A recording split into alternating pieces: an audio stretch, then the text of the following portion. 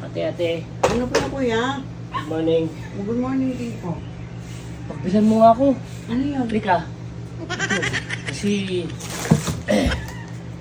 meron akong kachat sa ano eh. Ay, Kung gusto nila, ang hanap niya daw ay yung maputi. ay tama kasi Oo. matandang binata po Oo, kayo. matanda nga pinata. Baka makadilin siya, baka Ay, yung ganun. gusto. Ano bang gusto mong pampaputi? Ano ba yung may rekomenda mo? Yung pampaputi Ay, para pampaputi? paputi ako. Oo. Saglit lang, kukuha lang po ako kuya. Sandali. Sige. Ang pampaputi lang po kuya ay ito po yung kuigi. Ito oh. Ito pang kuskus para bumuti.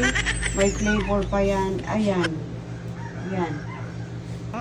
Iyan, ito pampaputi. Oo. Yung higpit ng kaldero, pinapaputi niyan. Oo. Oh, ito naman. Bakit may sundok spot? Ay, Di ba pandamit? Damit niya, pinapaputi din niya. Oh, isang mukha pa kaya.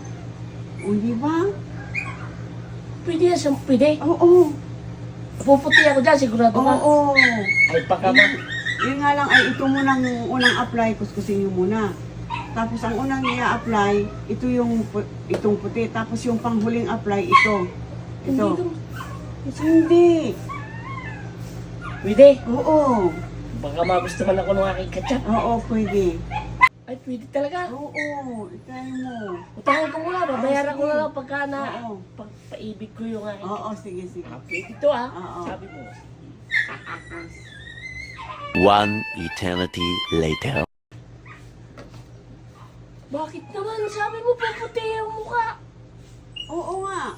Nagalit tuloy yung kachat ko. Oo. Yung ulo ko ang pumuti, hindi naman Ay, ako. Oo nga. Ay, hindi mo naman sinabi hindi kasali yung ulo mo. Nadama yung ulo, bakit yun ang pumuti? Hindi na. Balik mo yung pinay. Balik mo yan. Utang mo nga yan. Bayaran mo. Hindi ko na babayaran. Hindi naman yung mukha pina. Ulo naman yung pumuti.